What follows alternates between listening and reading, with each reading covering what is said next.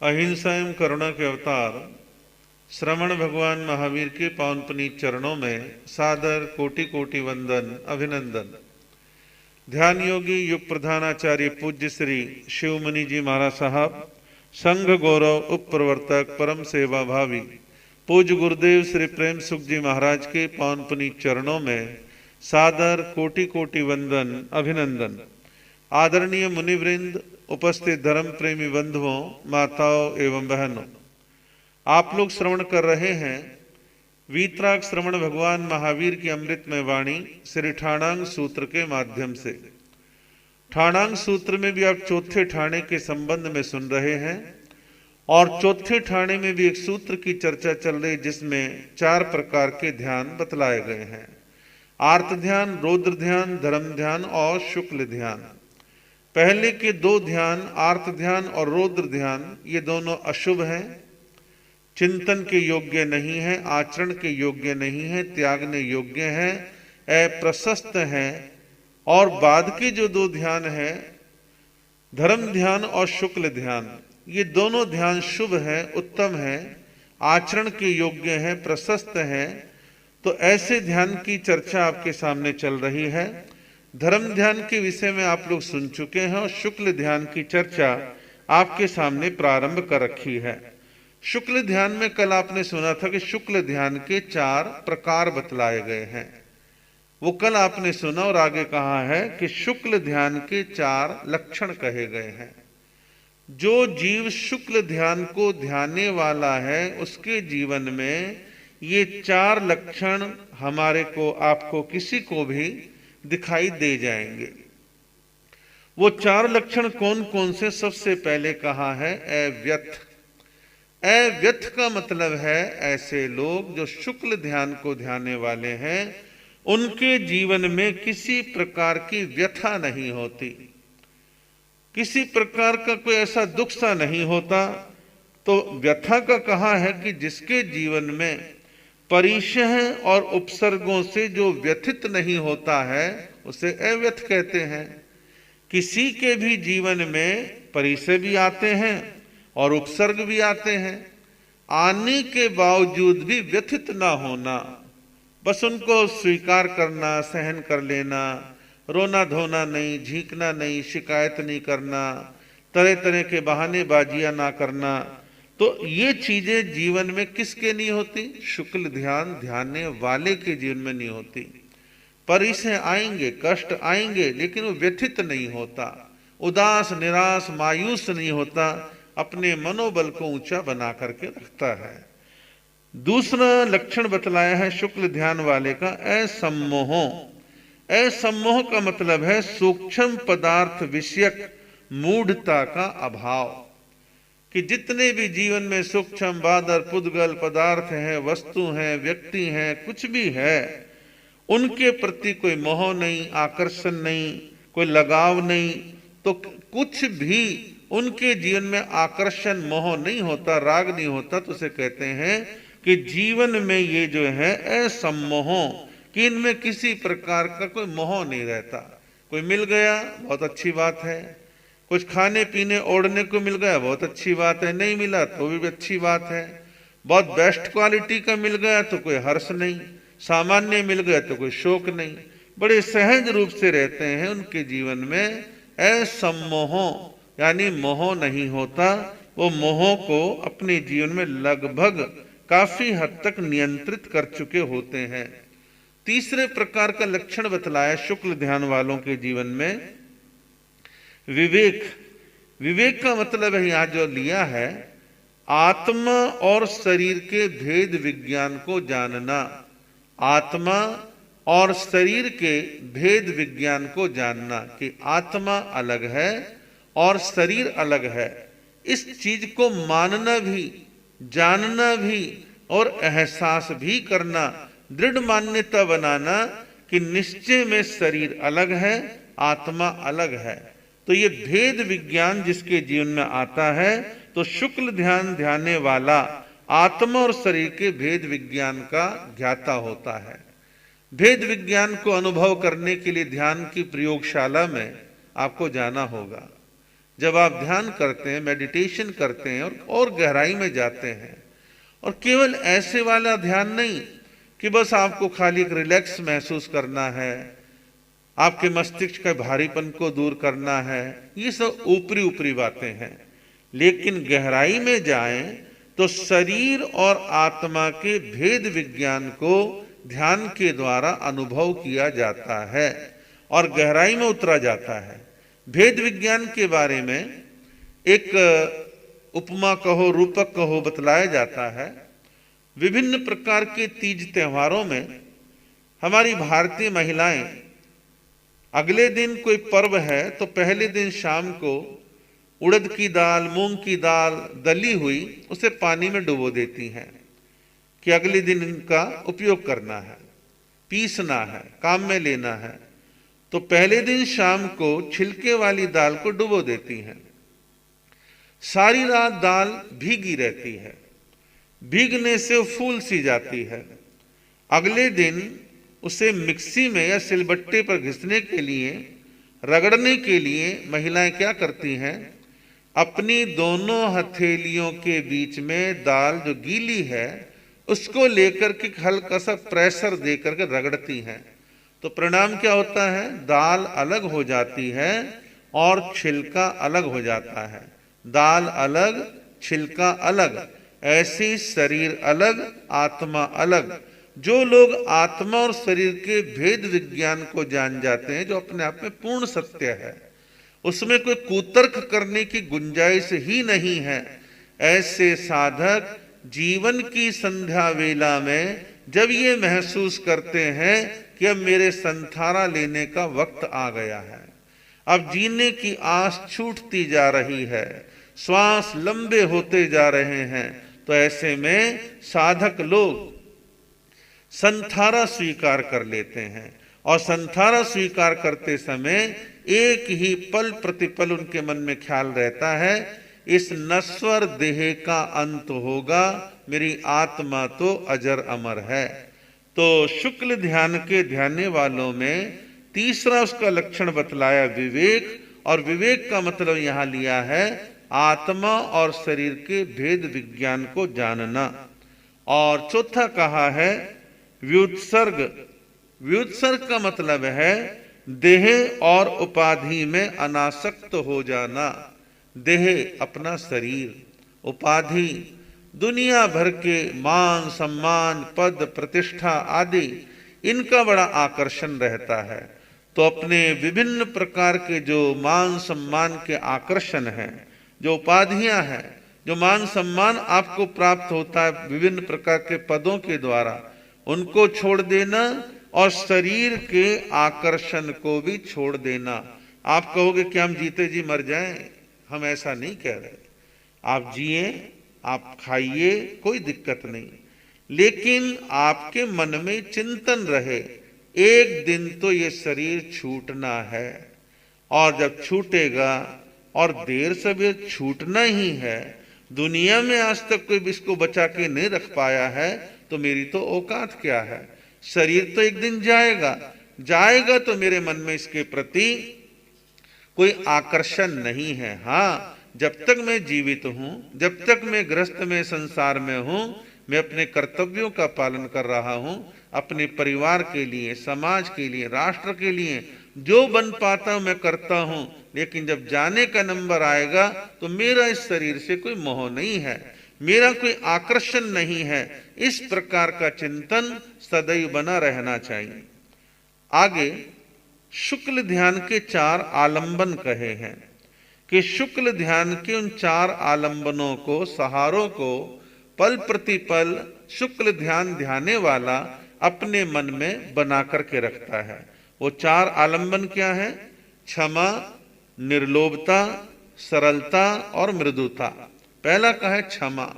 क्षमा का भाव रखना, क्रोधित नहीं होना, बदले की भावना, द्वेष की भावना किसी भी प्राणी के प्रति, किसी भी मनुष्य के प्रति मन में नहीं रखना। ऐसा उत्कृष्ट क्षमा का भाव शुक्ल ध्यान ध्याने वाले के मन में बना रहता है।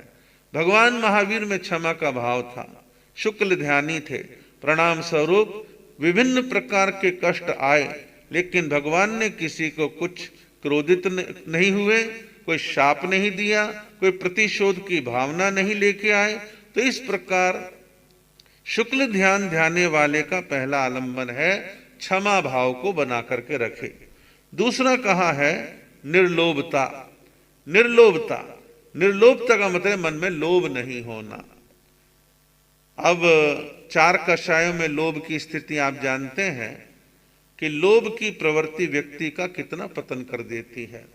लोभी व्यक्ति जीवन में पैसे के लिए क्या क्या नहीं करता है, सच झूठ बोलता है, नैतिकता को तिलांजलि दे देता है और गलत काम करने के लिए तैयार रहता है। लेकिन लोभ के अपोजिट है निर्लोभता, कि शुक्ल ध्यान ध्याने वाले के मन में लोभ की भावना नहीं होती। ये ले लूं, वो ले लूं, ये इकट्ठा कर लूं, वो इकट्ठा कर लूं, ऐसी कोई भावना उसके मन में नहीं होती। फिर है सरलता, रिजुता, कि शुक्ल ध्यान ध्याने वाले का तीसरा आलंबन बतलाया है सरलता। हृदय में सरलता हो, रिजुता हो, छल कपट मायाचार ना हो, ऐसे भाव जीवन में होने चाहिए। और चौथा का है मृदुता। मृदुता कहो, कोमलता कहो, नम्रता कहो, निरअहंकार कहो, बात एक ही है। अहंकार दुख का कारण है। अहंकार को छोड़ देना, मृदुता को, कोमलता को, नम्रता को जीवन में अंगीकार करके चलना, ये शुक्ल ध्यान ध्याने वाले के लिए 4 आलंबन बतलाए गए हैं। फिर आगे कहा है शुक्ल ध्यान की 4 अनुप्रेक्षाएं कही गई हैं। अनुप्रेक्षा यानी भावना, जिनका हमें बारंबार विचार चिंतन करना चाहिए, बार बार विचार करना चाहिए। तो शुक्ल ध्यान की 4 अनुप्रेक्षा बतलाई है। पहली है अनंत वृत्तिता अनुप्रेक्षा।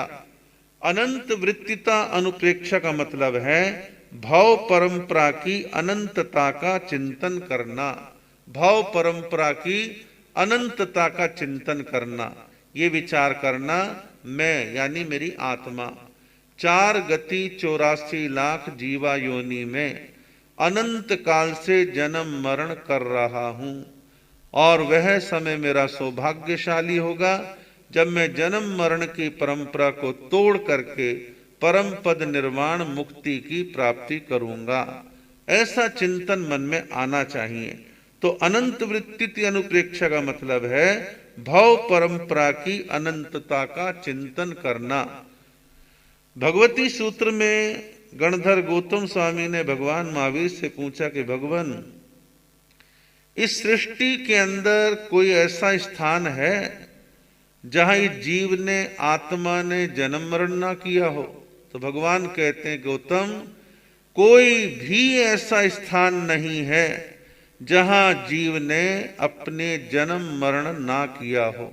यानी हर योनि, हर गति, हर पुद्गल पदार्थ, हर स्थान पर हमारा ये जन्म मरण हो चुका है, और इस जन्म मरण की परंपरा से मुक्त होने का विचार रखना चाहिए। दूसरी अनुप्रेक्षा बतलाइए विप्रणाम अनुप्रेक्षा। विप्रणाम अनुप्रेक्षा का मतलब है अशाश्वतता और अस्थिरता का चिंतन करना। अशाश्वत कहते हैं जो शाश्वत नहीं है, हमेशा रहने वाला नहीं है, जो नश्वर है, नष्ट होने वाला है, उसके बारे में चिंतन करना। और दूसरा का अस्थिरता। अस्थिरता यानी जो स्थिर नहीं है, परिवर्तनशील है, जिसमें चेंज आता रहता है। तो ये दोनों चीजें आप संसार में आराम से देख सकते हैं कि नश्वरता और अनश्वरता, इसका विचार जीवन में करना चाहिए। तो जितने भी पुद्गलमय पदार्थ हैं वो सब जो हैं नश्वर हैं, नष्ट होने वाले हैं, इसका विचार करना। और अस्थिरता यानी परिवर्तन। आप देखेंगे प्रकृति में कितना चेंज, कितना परिवर्तन चलता रहता है। जंगल बदलते हैं, पहाड़ बदलते हैं, नदियां बदलती हैं, आप बदलते हैं, हम बदलते हैं, मन बदलता है, विचार बदलते हैं, बाहर के पुद्गल पदार्थों में चेंज होता रहता है। तो सब कुछ परिवर्तनशील है। तो नश्वरता और परिवर्तन दोनों का चिंतन जरूर करना चाहिए। तो यह है विप्रणाम अनुप्रेक्षा। तीसरा कहा है अशुभ अनुप्रेक्षा। अशुभ अनुप्रेक्षा का मतलब है अशुभता का चिंतन करना। आप कहोगे भी अशुभता का चिंतन क्यों करना, अशुभ चिंतन की क्या आवश्यकता है? तो जैसे कि सुंदर शरीर पर आदमी घमंड करता है और कई तरह के व्यक्ति अहंकार अपने मन में पालता है, तो हमें अशुभ चीजों का चिंतन जो है जरूर करना चाहिए, अशुभता का चिंतन करना। आप देखेंगे कि कई चीजों में बड़ी अशुभता वक्त आने पर उत्पन्न हो जाती है। और यहां तो एक उदाहरण दिया जाता है, कई बार तो जीव मर करके अपने ही मृतक शरीर में कीड़े के रूप में उत्पन्न हो जाता है। अब इससे ज्यादा अशुभता क्या होगी? आप दुनिया भर की खाद्य सामग्रियों का विचार करें, काजू है, बादाम है, पिस्ते हैं, किशमिश है, ना जाने क्या क्या है, उनके अंदर एक अवधि के बाद यदि सार संभाल ना की जाए तो कुछ समय के उनमें कीड़े पड़ जाते हैं। आपके घर में ब्रेड का पैकेट रखा है और थोड़ा सा समय बीता, स्मेल आई, उसमें फुई लग गई, उसमें जीव पैदा हो गए। जितने भी दूध के द्वारा बने पदार्थ हैं, कुछ समय के बाद स्मेल आनी शुरू हो जाती है। तो बहुत तरह की चीजें हैं जो सड़ जाती हैं, उनमें कई तरह की विकृतियां जो हैं पैदा हो जाती हैं। खाने पीने और दवाइयों के पैकेट्स पे लिखा जाता है कि एक्सपायरी डेट, कितने समय के बाद दवाई ये फला फला खाने की चीज एक्सपायर हो रही है, अब इसका आप सेवन नहीं करते, इसमें विकृति आ गई। तो हमें अशुभता का चिंतन करना चाहिए। इस मृतक देह के अंदर ना जाने मरने के बाद क्या क्या जीवों की उत्पत्ति हो जाती है। हमारा शास्त्रीय विधान है, मान्यता है कि मरने के 48 मिनट के बाद इसमें जीवों की उत्पत्ति होनी प्रारंभ हो जाती है। तो कहा जाता है कि इस मृतक देह को लंबे समय तक संभाल करके नहीं रखना, और मृतक देह में बदबू पैदा ना हो, जीव की उत्पत्ति ना हो, तो एक प्रयास करते हैं कि बर्फ की सिल्ली पर रख दो, एयर कंडीशन बॉक्स में रख दो, 12, 14, 15 घंटे के बाद संस्कार करेंगे। भी बेटा बेटी को दूर से आना, रिश्तेदारों को आना है, फला डिकड़ा ना जाने क्या क्या, और ऐसे साधु संतों को करते हैं। अभी संघ समाज को सूचना देंगे, शान से लेके जाएंगे, और इतने उसमें जीवों की उत्पत्ति होती है। मान्यता है कि ठंडक में उत्पत्ति नहीं होगी, क्या गारंटी है कि नहीं होगी? हो सकता है स्मेल ना आए, लेकिन अंदर तो जीवों की उत्पत्ति का काम प्रारंभ हो ही जाता है। और इन दिनों में कोरोना वायरस के दौरान क्या हो रहा है, मेडिकल साइंस कह रही है कि मरने वाले की बॉडी को आप ओपन लेके जाते हो तो इतने जीव उसमें और पैदा हो जाएं कोरोना के कि आसपास वाले सब चपेट में आ जाएंगे। और इसलिए वो बैग के अंदर पैक करके देते, सीधे शमशान ले जाओ, अग्नि संस्कार कर दो। अभी एक गड़बड़ बिहार में हुई। एक 88 साल की महिला, 88 साल बहुत होते हैं, 88 साल की महिला अपनी रिश्तेदारी में शादी में गई, वहां से आई तो बीमार हो गई। मालूम पड़ा कोरोना है। डॉक्टरों ने 2-4-5 दिन इलाज करा और उस महिला की मृत्यु हो गई। मृत्यु हो गई तो उन्होंने बैग में पैक करके उनकी बॉडी उनके बेटे को दी, कहा कि सीधे शमशान ले जाओ। बेटे भी कितने थे, 6 बेटे थे, 5 वहां उपस्थित थे, एक दिल्ली से आ नहीं सकता था। तो 5 ने विचार कर, हमारी माँ, हमारी माँ, 88 साल की माँ। उन्होंने बैग खोला, अपनी माँ को नहलाया, नए कपड़े पहनाए, सजाया धजाया, और फिर जो है 5 बेटे शमशान लेके गए।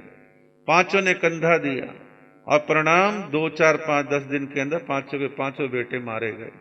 तो व्यर्थ का मोह, व्यर्थ का आकर्षण। भाव कहने का मैं ये नहीं कहता कि अपने बुजुर्गों का सम्मान ना करें, लेकिन मेडिकल साइंस जो कह रही है कि जीवों की उत्पत्ति पर्याप्त मात्रा में हो जाती है, तो हमें सोचना चाहिए, विचारना चाहिए। तो ये जो है अशुभ अनुप्रेक्षा के अंतर्गत सारी बातें आती हैं, हमें विचार करना चाहिए। दुनिया में चीजें सड़ती हैं, गलती हैं, नष्ट होती हैं, जीवों की उत्पत्ति होती है, बदबू पैदा होती है, तो हमें विचार जरूर करना चाहिए। चौथी अनुप्रेक्षा कही गई है अपायानुप्रेक्षा। अपायानुप्रेक्षा का मतलब है आश्रव के प्रणाम का चिंतन करना।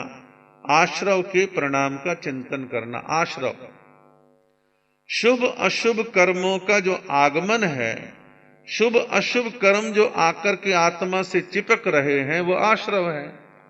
और आश्रव यानी कर्मों का आगमन है तो जन्म मरण है, और जन्म मरण है तो मुक्ति नहीं है। तो इसलिए चिंतन करे अपायानुप्रेक्षा का, आश्रव के प्रणाम का चिंतन। तो हमारे क्या कहते हैं? आश्रव से बचो, संवर को अपनाओ। आश्रव को छोड़ो, संवर को अपनाओ, निर्जरा करो तो मुक्ति मिलेगी। तो इसलिए कहा है आश्रव के प्रणाम का चिंतन। तो सबको इस चिंतन का विशेष ध्यान रखना चाहिए। आगे एक अगला सूत्र प्रारंभ करते हैं। उसमें कहा है 4 प्रकार की विकथा कही गई है। 4 प्रकार की विकथा कही गई है। एक है कथा और एक है विकथा। कथा उसे कहते हैं जिस कथा के सुनने, पढ़ने, देखने, चिंतन करने से हमारे भाव अच्छे बने, हमारा आचरण अच्छा बने, हम अच्छी दिशा की ओर अपने जीवन को, अपने चित्त को लगा पाएं, वो है कथा। और विकथा उसे कहते हैं जिस कथा के पढ़ने, सुनने, देखने, आचरण करने से जीवन का पतन हो, मन में अशुभ विचार पैदा होते हों, गलत ख्यालात पैदा होते हों, तो उसे कहते हैं विकथा। ऐसी विकथा सुननी नहीं, पढ़नी नहीं, देखनी नहीं, आचरण नहीं करना। तो विकथा 4 कौन कौन सी हैं, इन्हें आप सुनिए। पहली विकथा कही गई है स्त्री विकथा। स्त्री विकथा। स्त्री विकथा का अभिप्राय कि साधु स्त्रियों के बारे में विकथा ना करें। विकथा का मतलब है कि स्त्रियों के बारे में चिंतन, विचार इत्यादि ना करें। वो कितनी सुंदर है, वो कितनी लंबी है, वो कितनी दुबली पतली है, फला प्रांत की महिलाएं अच्छी होती हैं, फला जाति की अच्छी होती हैं, आदि आदि। तो ऐसा विचार चिंतन जो है विकथा के अंतर्गत आता है। साधुओं के लिए तो स्पष्ट मना है। साध्वियों के लिए कहा कि पुरुष का चिंतन ना करें। तो साधु साध्वियों के लिए विशेष तौर पर है, लेकिन आम सामान्य व्यक्ति भी व्यर्थ में स्त्री विकथा करता है तो उसका चित्त भी विकृत होता है। तो स्त्री विकथा करने का निषेध, और करते हैं तो उससे नुकसान क्या है? मान लो कोई साधु साध्वी स्त्री विकथा करता है तो उसका पहला नुकसान है स्वयं के मोह की उदीरना। स्वयं के मोह की उदीरना। अभी तक हमारा मन शांत था, कोई चंचलता नहीं थी, कोई ऐसा दृश्य देखा, कोई ऐसी बात पढ़ ली, कोई ऐसी बात सुन ली, तो तुरंत हमारे मन में हलचल पैदा हो गई और उस चीज के प्रति हमारा मोह पैदा हो गया। तो हमारा जो मोह सोया हुआ था, अभी उदय में नहीं था, लेकिन आपके प्रयत्न, आपकी कोशिश के द्वारा वो जाग गया और आपके खुद के मोह की उदीरना हो गई, यानी आपका मोह फन उठा करके खड़ा हो गया। उसे शांत रखना चाहिए था, लेकिन नहीं, क्योंकि व्यक्ति ने स्वयं स्त्री कथा में रुचि ली और उसका मोह जागृत हुआ। दूसरा कहा है दूसरे के मोह की उदीरना। दूसरे के मोह की उदीरना। अपना तो मोह उदय में था ही था, सामने वाले को कोई ऐसी बात बतलाई, सुनाई या कोई चीज दिखाई कि देख के, सुन के, पढ़ के उसका मन विकृत हो गया और उसके मन में मोह उत्पन्न हो गया। आजकल शहरों में जो गैंग रेप होते हैं वो क्या है? ये गैंग रेप जो है 2-2, 4-4, 5-5 लड़कों में, समान उम्र वालों में, कई बार ज्यादातर समान उम्र वालों में, सबने इकट्ठे बैठ करके ब्लू फिल्म देखी, कोई अश्लील चर्चा करी, कोई प्लान बनाया और वो अनाड़ी, बेवकूफ, जवानी के जोश वाले, कम पढ़े लिखे मूर्ख लोग जाते हैं किसी की बहू, बहन, बेटी के साथ रेप करते हैं। एक अन्याय होता है उस महिला के साथ, लेकिन क्यों? इसके मूल में स्त्री विकथा कारण है। तो स्त्री विकथा गृहस्थी करे, साधु करे, साध्वी करे, सबका निषेध है। तो इस प्रकार के प्रेतन करने से दूसरे के मोह की उदीर्णा होती है। एक समय था, सड़कों पर आने वाली फिल्मों के बड़े बड़े होर्डिंग्स लगते थे, सब गायब हो गए। शासन, प्रशासन, नगर पालिका, पालिका ने सब प्रतिबंधित कर दिए। एक्सीडेंट होते हैं, आज इनकी आवश्यकता नहीं है। लेकिन अब प्रचार तंत्र ने डिजिटल रूप ले लिया है, और डिजिटल रूप ले लिया है तो आज विज्ञापन के रूप में सब चीजें आपकी आंखों के सामने कम ज्यादा मात्रा में आती हैं। लेकिन आने के बावजूद भी आपका मन संयमित है तो आप अपने आप को बचा पाएंगे। मन संयमित नहीं है तो आपके किसी के भी विचलन में देरी नहीं लगती है। तो स्त्री विकथा का दूसरा रूप है दूसरे के मोह की उदीर्णा। तीसरा कहा है जनता में अपवाद पैदा होना। जनता में अपवाद पैदा होना। हम प्रवचन देते हैं, प्रवचन देने वाला साधु या एक सामान्य व्यक्ति भी कई स्पीच दे रहा है, हमारी बात को 500 लोग, 1000 लोग, 1500, 2000 सुन रहे हैं। हम अपने सब्जेक्ट से भटक करके स्त्रियों के सौंदर्य की चर्चा करने लग जाएं, बखान करने लग जाएं, श्रृंगार रस को लेके बैठ जाएं, तो आम आदमी हमारे मुंह पे कुछ कहे या ना कहे, पीठ पीछे जरूर कहेगा महाराज को विवेक रखना चाहिए। कैसी भाषा बोलते हैं, कैसे व्याख्यान करते हैं, किन चीजों का विश्लेषण करते हैं, तो ये सोचना चाहिए। तो जनता में अपवाद फैलता है स्त्री विकथा करने से। आगे कहा है सूत्र अर्थ के अध्ययन की हानि होती है। सूत्र अर्थ के अध्ययन की हानि होती है। मान लो एक साधु, साध्वी, श्रावक, श्राविका स्त्री विकथा में रुचि लेते हैं, जबकि उनको पढ़ना चाहिए, शास्त्र पढ़े, उसका अर्थ जाने, मूल पढ़े, सब कुछ करे। लेकिन जब वो इंटरेस्ट ही दूसरी दिशा में ले रहा है तो आगम के अध्ययन में उसका कहां रुचि पैदा होगी, वो तो दूसरी तरफ भटक जाएगा। आवश्यकता है कि ऐसा कार्य ना करे। फिर कहा है ब्रह्मचर्य की अगुप्ती, कि उसका ब्रह्मचर्य भी सुरक्षित नहीं रह पाएगा जो बार बार स्त्री कथा में रुचि ले रहा है। और फिर अंतिम कहा है स्त्री प्रसंग की संभावना। स्त्री प्रसंग की संभावना का मतलब है पूर्णतः ब्रह्मचर्य भंग कर लेगा। तो ये जो है 5-6 नुकसान बतलाए गए हैं किसके, स्त्री विकथा के। आगे कहा है भत्त विकथा। भत्त विकथा कहते हैं खान पान की चर्चा, कि ये खाना चाहिए, ये नहीं खाना चाहिए। उस प्रदेश में फला पदार्थ बहुत अच्छा बनता है, फला मिठाई फला शहर में बनती है, फला प्रकार का नमकीन वहां मिलेगा। सब खाते हैं, शरीर चलाना सबको खाना चाहिए, खाते ही हैं। लेकिन एक तो होता है खाना, जो आ गया खा लिया।